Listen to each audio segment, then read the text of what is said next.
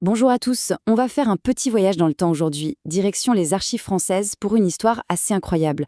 On part sur les traces d'une femme que l'histoire a oubliée et on va essayer de reconstituer sa vie juste à partir de quelques documents, quelques fragments de son passage sur Terre. Et tout part de là. Regardez, une seule signature sur un papier qui a plus de 300 ans. Marianne Santo Domingue. Alors la question elle est immédiate. Qui était-elle ? Qu'est-ce que ce simple trait de plume peut bien nous raconter sur sa vie au XVIIIe siècle ? C'est vraiment le point de départ de toute cette histoire. Notre enquête commence donc avec cet unique indice, une signature qui soulève tout un tas de questions sur la vie d'une femme noire à Brest au tout début des années 700. C'est une présence qu'on n'imagine pas forcément à cette époque et à cet endroit. Alors, avant de continuer, une petite précision importante. Dans les documents d'archives, on va trouver les mots nègre et négresse. Bon, aujourd'hui, ces termes sont évidemment offensants, mais c'était le vocabulaire de l'époque. Donc, pour être fidèle aux sources, pour vraiment comprendre le contexte, on va devoir les utiliser. C'est essentiel de le garder en tête. Les premiers documents nous donnent un cadre, les bases de sa vie. On y apprend que Marianne est domestique. On trouve son acte de mariage, la naissance de son premier enfant. C'est là que son histoire, couchée sur le papier, commence vraiment pour nous. Et quand on met les dates bout à bout, on est frappé par la densité de ce qu'elle a vécu. Regardez un peu cette chronologie.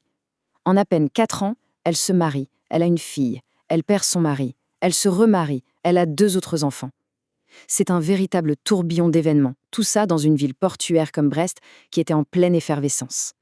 Les archives nous donnent aussi leur place dans la société. Marianne et son premier mari, Louis, sont tous les deux domestiques. Et pas pour n'importe qui, ils sont au service de personnages importants de la marine. On pourrait donc s'attendre à une vie plutôt discrète, dans l'ombre. Mais on va voir que la réalité est bien plus complexe que ça. Et c'est là que l'histoire prend une tournure, disons, vraiment inattendue. Parce qu'en regardant de plus près, qui signe les registres à ses côtés lors des grands moments de sa vie, on découvre que le cercle social de Marianne est tout sauf ordinaire. Regardez ça d'un peu plus près. Le parrain de sa fille, un écrivain du roi, rien que ça. Les témoins de son mariage, des capitaines de vaisseaux de la marine royale.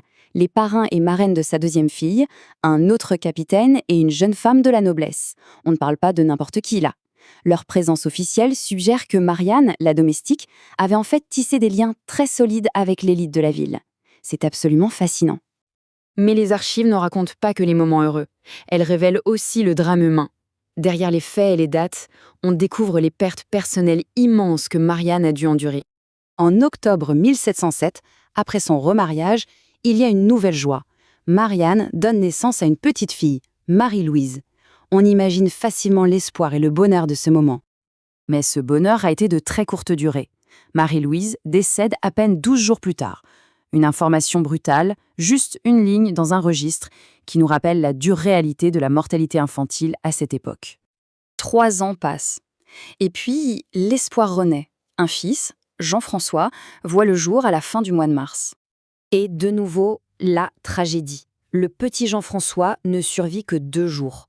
On peine à imaginer la douleur de cette mère qui a vu 2 de ses enfants mourir si jeunes, à quelques années d'intervalle. Toutes ces épreuves, toute cette vie, finalement, nous ramènent à notre point de départ, sa signature.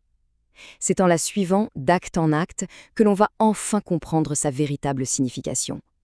Et c'est là que se cache la plus grande surprise de cette histoire. Voici la découverte la plus étonnante. Sur chaque document officiel, on retrouve la signature claire et assurée de Marianne. Mais juste à côté, pour ses 2 maris successifs, la même mention, implacable, a déclaré ne savoir signer. On se rend compte que Marianne, la femme, la domestique, savait lire et écrire, alors que ses époux, eux, ne le savaient pas. C'est un renversement total des stéréotypes de l'époque. Et cette phrase tirée de l'acte de décès de sa fille, elle est d'une puissance incroyable. La seule mère sait signer.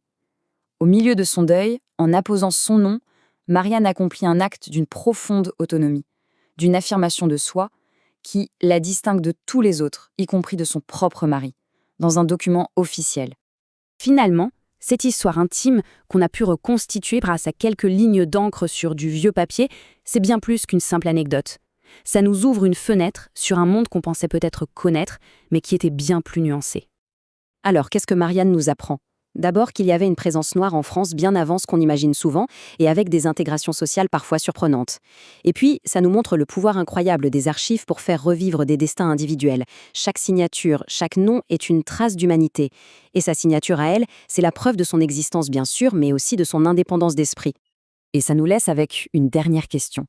L'histoire de Marianne a été retrouvée un peu par hasard, grâce à une signature.